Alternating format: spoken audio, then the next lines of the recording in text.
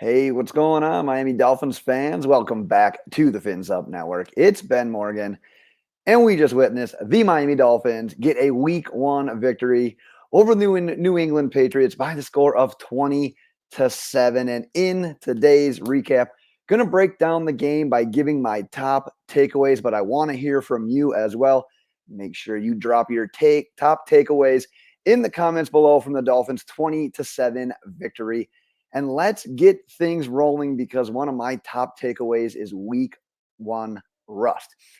And I mean this mostly offensively because while the defense had a couple of tackling issues, Nick Needham got beat over the top a couple of times, the defense played pretty damn well. Hats off to the defense, MVP of the day. But Tua goes 23 of 33 for 270 yards and a touchdown. But does anyone feel very great following that performance? His performance, the offense's performance, kind of in general. Numerous skip passes to wide receivers, 2 passes that legitimately should have been intercepted, holding the ball too long, taking some crucial sacks at crucial points in the game, too. Third, fourth quarter when they're trying to seal the game there. Granted, the offensive line, they didn't give him a lot of favors. Felt like he was under pressure pretty quickly in a lot of instances. But whether they're just knocking off the rust in Week 1 or New England's defense was just well prepared potentially to just frustrate Tua, the performance did not scream franchise quarterback, and that is coming from a Tua believer. I want nothing more than for him to succeed, but it was not a great performance today. Now, I do think New England's defense did some good stuff to take away what Miami wanted to do. You weren't seeing wide receivers running free down the field. You weren't seeing them get behind that back layer of the defense as well. They nearly always had a defender waiting for Tua on like those play action bootleg rollouts that he does. He damn near always had a defender in his face. So I'm going to chalk some of this up to the Patriots defense simply doing their job. But you got to hope what Mike McDaniel said afterwards in his post-game presser about, you know what, we left a lot on the field today. We left a lot of plays on the field. You got to hope that that is indeed the case. Let's talk about some skill player usage because I did like the usage of Tyreek and Waddle, although it did feel like early, yes, it did feel like Waddle may have been a little bit invisible, but he ended up catching 4 of his 5 targets, obviously got the touchdown with the run after the catch that we've been hearing about all season, waiting for him and Tua to come together for that run after the catch, and we did get the payoff there. Did you guys all waddle? I was waddling in my living room. You guys, hopefully you were doing the same thing. And then Tyreek got peppered with targets the way that he should, the way we expect him to. He caught 8 of 12 targets. We finally got to witness in an actual game the stress that he can put on a defense. There was that one play, I think it was like a 15-yard out he ran. But when he started the route, he wasn't going full speed. And then you could just see he kicked it up another notch, and the defender, you could just see the panic in his legs. He just started booking it. And then Tyreek hits the brakes, hits the out. Tua hits him on the out. You get an easy first down. So it's good to see that in a game. I like to see that they both got a carry out of the backfield as well. Just keeping the defense guessing. And as the season continues, as this Dolphins offense gets into a little bit more of a rhythm, hopefully it was only Week 1. Offenses change, teams get better. That's what we're hoping for here.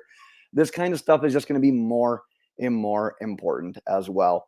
But another skill player that we've been wondering about all offseason, that's my next headline, missing Mike Gesicki.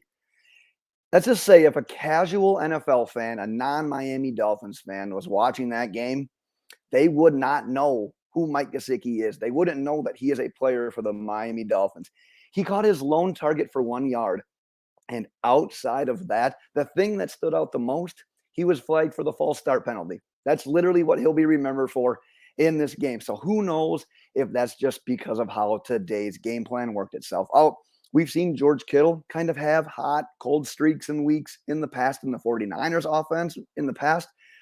But based on Week 1 alone, he's an expensive tight end that is not utilized to the point where you would be paying him big dollars next offseason. So going to be interesting and curious to see how his usage continues Week 2 and beyond from there.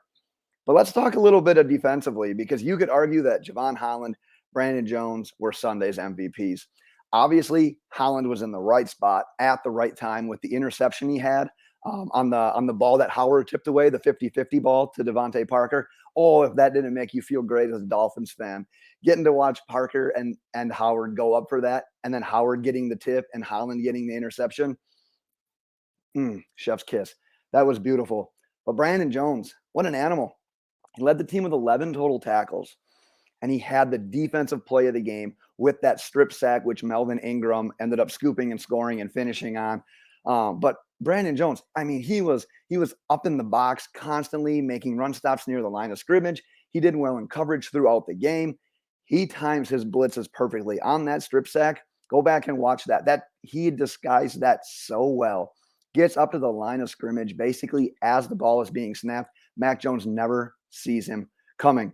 Safety duo had an impressive week one, made 2 impact plays, just completely changed the course of the game. Think about how different that game is if Parker wins that contested catch. And if we don't get that scoop and score, we could easily be breaking down a loss and an 0-1 start to the season if it wasn't for those 2 plays. I'm going to wrap up here with a couple of miscellaneous notes that I had as well, some takeaways. It'd be really nice to get the run game going next week. Chase Edmonds averaged 2.1 yards per carry. Raheem Mostert averaged 3.2. We got to clean that up. 65 rushing yards on 23 carries isn't going to cut it. I'm sorry to tell you. We'll also have to watch throughout the week regarding offensive line injuries. Austin Jackson got hurt early, did not return. I didn't catch him in the game, at least. I've only done the one watch of it so far, but did not see him return. Greg Little got dinged up. Teron Armstead got dinged up. That's simply a position, offensive line, we just cannot afford to be losing bodies at. So keep an eye on that throughout the week.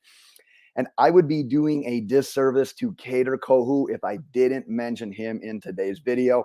3 tackles, a pass breakup. He had that big hit on Nelson Agholor to force the fumble that Jaelan Phillips ended up recovering. But a nice job after literally just being thrust into action as an undrafted free agent in his first NFL game. But that's where I will leave it for today. Like I said, there's more takeaways to be had. Claim yours. Drop those in the comments below. But let's celebrate our opening season victory against a divisional opponent, against Belichick, against the Patriots. 1-0. Tua moves to 4-0 against the Patriots. And we are 1-0, baby. So it might not have been pretty, but at the end of the day, a win is a win. So let's hear your comments in the comment section. That's where they belong. And until next time, Dolphins fans, fins up.